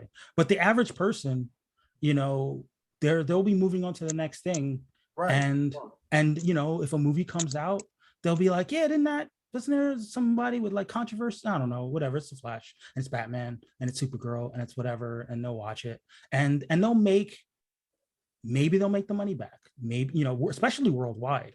And honestly, like, I mean, I'm kind of joking around about this stuff a bit, but it's sort of like I kind of was surprised that Morbius didn't end up making more despite being awful, and like, because people just kind of whatever their own curiosity is, and don't really care about particularly the scandal, and so if Flash ends up, for the few people who do actually go see Flash, whoever goes to see Flash, and then their word of mouth still ends up being positive because the movie. Well, yeah, that's the other thing. Like, apparently, according to the test screenings, the movie's good.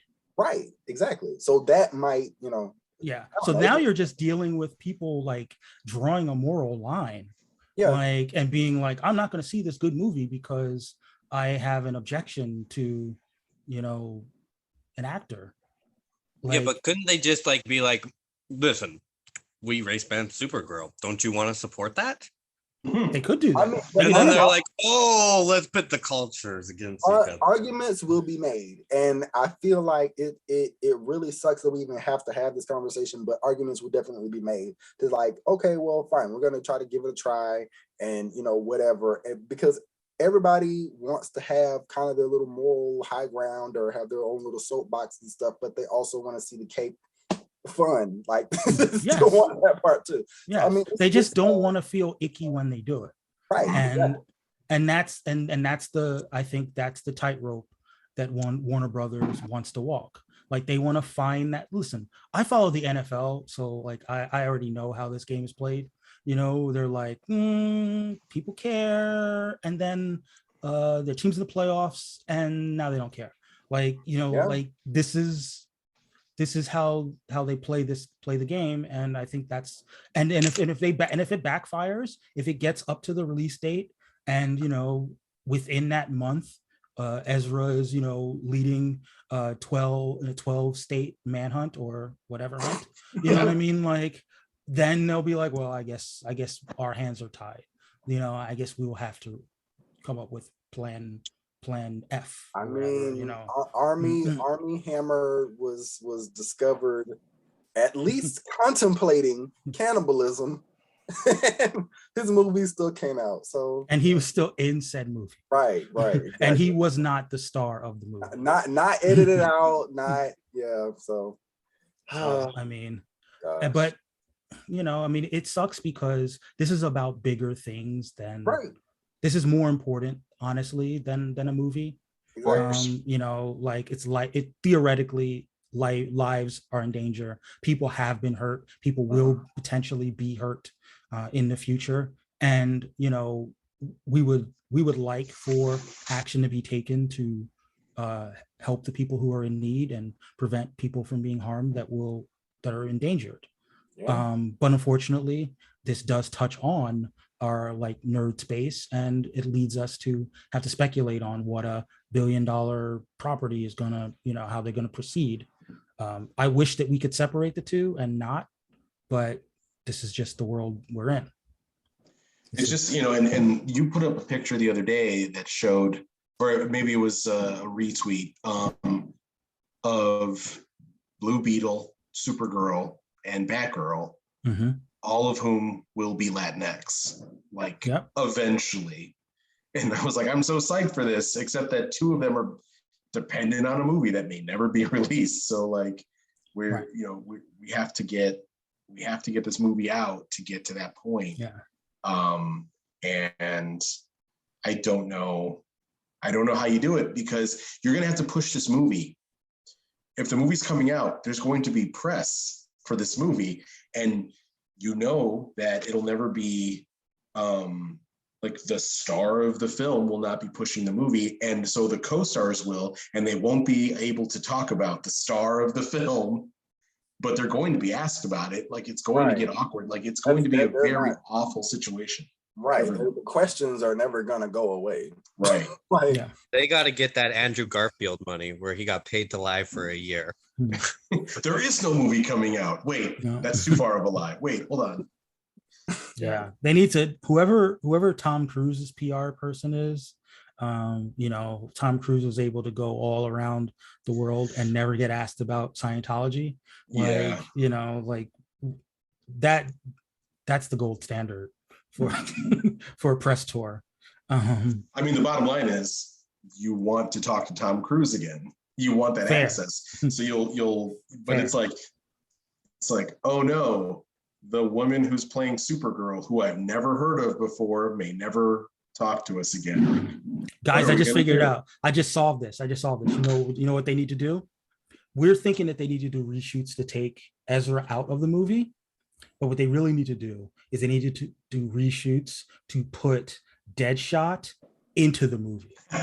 So then Will Smith can be on the press tours, and they could ask Will Smith about Chris Rock slapping Chris Rock throughout. Brilliant. Yep. Mystery solved. That's what cancel culture is, right? When 2 things cancel each other out. Yep. I like the idea of getting to the end of The Flash, and it's a totally happy ending, and then Ezra's head explodes and Waller comes out and was like, yeah, he was on the Suicide Squad the whole time. No, I thought you were gonna say it was Deadshot with the sniper rifle. Yeah. And everyone everyone cheers Deadshot. He's like, Waller comes out and is like, he was on the Suicide Squad the whole time, and then just everyone just kind of looks at each other like, wait, what? And she goes, yeah, roll the credits, and then the credits just roll, and that's the end of the movie. And they all do the dance from Peacemaker for no reason. Or only Waller does the dance from Peacemaker. That would be even better. That would be amazing. Do you really want to? Do you really want to? Oh my god. Or maybe he had, maybe Barry had the little moth thing in his brain. Yes. You know? Yep. You get some like natural, like practical effects to like, so you don't actually have to pay Ezra to come back and do reshoots. You get some practical effects of like a dummy head exploding or whatever. Oh man, I'm in. We're in. We're back in. We are back in. If they promise a gruesome death for Ezra Miller's Flash, I think it solves all of it. Like, yes. Look, I still listen. I'm still tied to my Deadshot idea. You get Will Smith on that press tour. Mhm. He's like, you're killing multiple birds with one stone, really. You know. It's like, oh, you want to ask me about slapping somebody? Me? About committing violence? I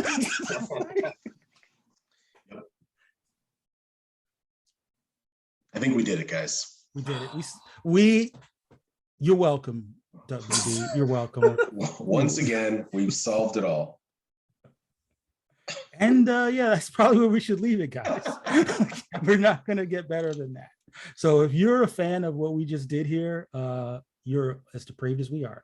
And we would love to have you join us from week to week. We do this every week. We change the complexion of the comic book universe, and then we make wildly inappropriate jokes about it. But find us on social media, find us on Racial Draft Pod on Twitter, find this podcast. You're listening to it, but you can find it on all your podcast platforms. You can find us on YouTube. You can find us on Facebook. You can find us on Instagram. You can find me at MTFII on Twitter. Carlos, where can they find you on Twitter? I'm at Carlos Freitas JR on Twitter. Randy, where can they find you on Twitter? You can find me and all of my loving support for the Polynesian people at Randy S0725 on Twitter, and I also use the hashtag Superpower List. And Shaun is smart enough to not be on Twitter. Our hats go off to you for staying away from that kind of cesspool. But you can find my grandpa at, no, I'm kidding. But they can also find your work with the Fantasy Comics League. Tell the people, if they're listening for the first time, about the Fantasy Comics League. The Fantasy Comic Leagues is a point-based system that we use to score characters in the weekly comics that Marvel and DC put out. Fantasy Comic League is on Twitter. You can find them at Fantasy Comic LG. And then we also have the fantasycomicleague.com, where we put up weekly update articles, scoring the points and breaking down the books. Yes, and I'm sure that in the coming years, if not this year, you guys will eventually do Infinity Comics and web comics. And I'm sorry, I'm just a lowly second person creator, but second in equal in power, but not really. Those web comics, man, they're just blowing up. Webtoons. Tell DC to do it again, and I'll score them. Oh, the webtoons! I haven't even looked at those. They're good. They're good. Yeah. Starting to advertise, like I was on the subway the other day, and there was like every ad on the walls, not even in the trains, on the walls was just for webtoons. I was like, oh, okay. Yeah, the DC Webtoons deal is, I think that they had a Vixen book that launched a little while back. They've got a what's it? The Zatanna book. They have Batman, Wayne Family Adventures. They have, of course, they have Batman. Zatanna. I think Red Hood is Red Hood and the Outlaws is getting one. And wait, like did they bring Scott Lobdell back? I have no idea the creative team, but I do believe that there might be some others like in the works beside those. Yeah. What is Webtoons then? It's just a webcomic site, and then they have like a team that just like puts out a weekly like long form that you kind of gotta like scroll down and like see. Yeah, it's the same format like as the Spider-Man comics. Weekly strip comic, right? Kind of like that. Yeah. It's kind of like have you read any of the Infinity comics on Marvel? Yeah. It's basically the Infinity comics except in DC on a website format instead of in an app. Okay. Check this out. And actually, they have an I can't app. believe I didn't even hear about this. How did I not hear about this? I literally scored DC Comics all fucking week. Do the Yeah, thing, they had a deal. I think they've had a deal for about a year with DC. Do the thing, because they are like super quick to catch up with. Like, even if you miss like 5 weeks of them or whatever, you take like 30 minutes out of your day to try to catch up with those. They're super quick. And it's a weekly comic, so that means like you could definitely have some games based around the weekly comic, you know. Yep. But Yay, so more work, but potentially more Patreon people who might want to do a Webtoons league, you know, just saying. But that was our fantasy comic league minute, where we tried to create more work for Shaun. But we are not trying to create more work for you. Have a happy holiday weekend for those of you who believe in freedom, and also believe in fireworks. Also, find us next week. Same race time, same race channel. I don't know. Same black time, same black channel. But until next time, folks, all things are possible.